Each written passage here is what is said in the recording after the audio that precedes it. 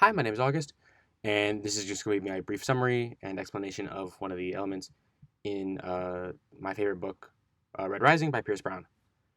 Red Rising is a science dystopian book where one of the most discernible features is the people living in this space travel, terramorphed planets filled world people are split into colors, right? There are a lot of colors ranging from like red to gold, with gold being at the top and red being at the very bottom. Red Rising follows our main character Darrow, who is a red living on Mars, where he and his family and his people they live underground and they are in charge of mining, drilling, and terraforming Mars in preparation for new life for cities and civilizations to be built upon Mars.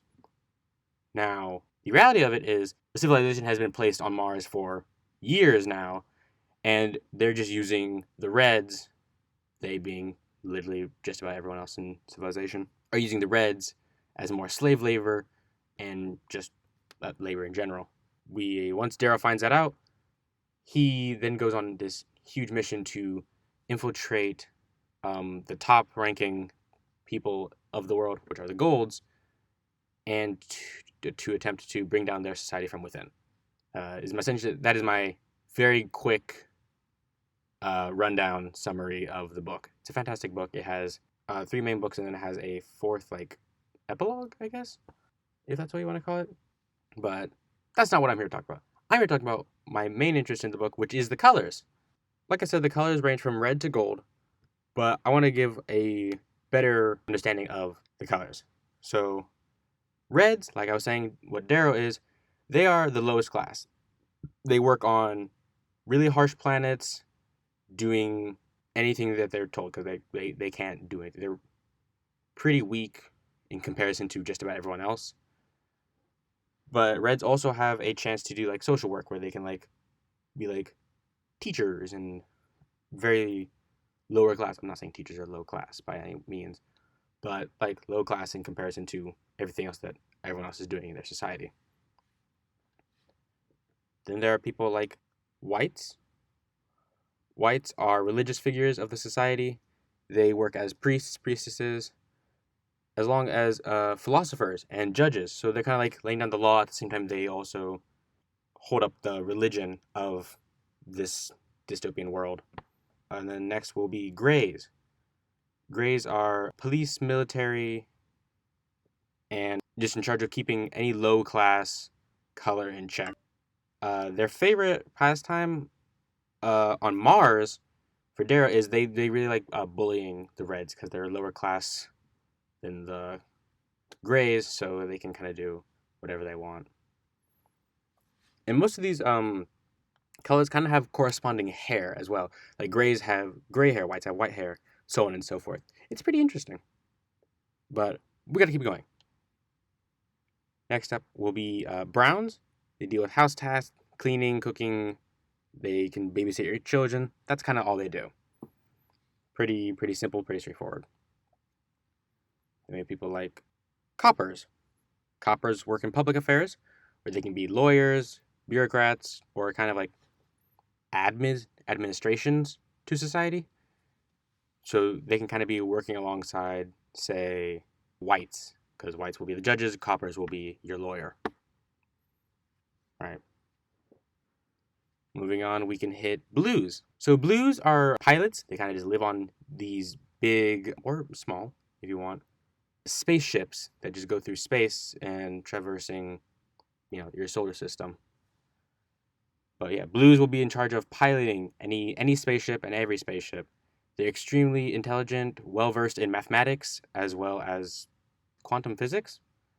They're insanely tech savvy as well, namely with their ship.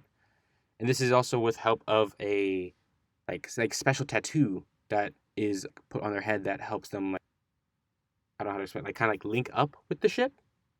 So they can better control and understand the ship because they kind of have like they're kind of part of it at that point. Working alongside people like blues will be greens. Greens are programmers and tech developers, so they can also be on spaceships, helping with maybe repairs and such thing, like in terms of technology, as well as setting up technology for cities and planets.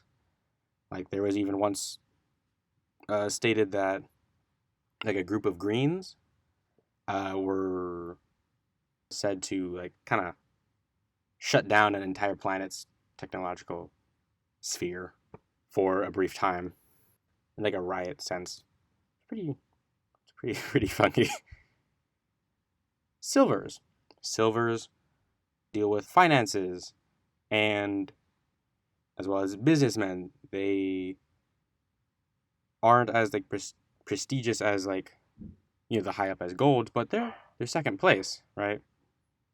But yeah, silvers deal with like money and cash flow of everything. So any money, accounting, etc., that will go through a silver. They'll be in charge. They'll be taking care of it, and then it's distributed out.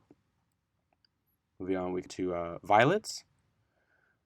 So violets will be your performers, your little playwrights, your artisans, any form of artistic talents. That will be mainly from a violet.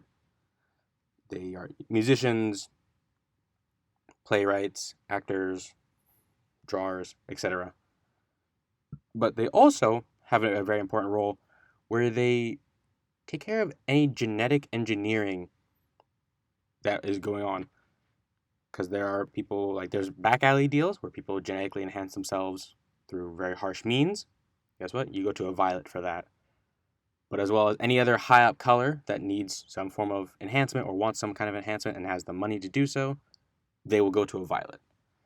In order to like properly deal with all this high concentration genetics as well as like artistic areas, they take special pills that increase their like brain output so their brain works much faster than other people.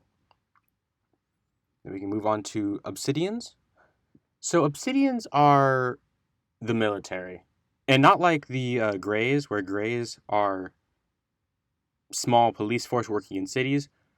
Obsidians are the actual army. They are huge, giant, tank-like people. Not like tank-like, but they're big, and they're made specifically for war, and they live in extremely violent, deadly planets as a cause of a giant revolt that obsidians actually led against golds, which was put down. And so, yeah, now the entire obsidian race lives on any harsh, extreme planets with wacky, strange creatures. Like, there's even stated in the book, like, dragons are pretty common occurrence that obsidians have to deal with in their lives. Smaller note will be, like, oranges. Oranges are mechanics. They are also alongside greens and blues on starships. They'll be also working with the greens in terms of repairs, and that's kind of their really main purpose. A lot of these like colors like have like it's a one purpose. Like everyone is made with one singular purpose, such as like pinks. Pinks are made for pleasure. They're like the red light district esque people, but they're also made with like extremely frail bodies and really weak bones, so they can break with like very minimum pressure, which is a little problematic.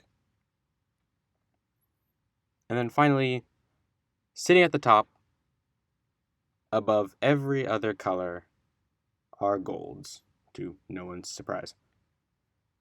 Golds are, to say someone like a red, golds are gods.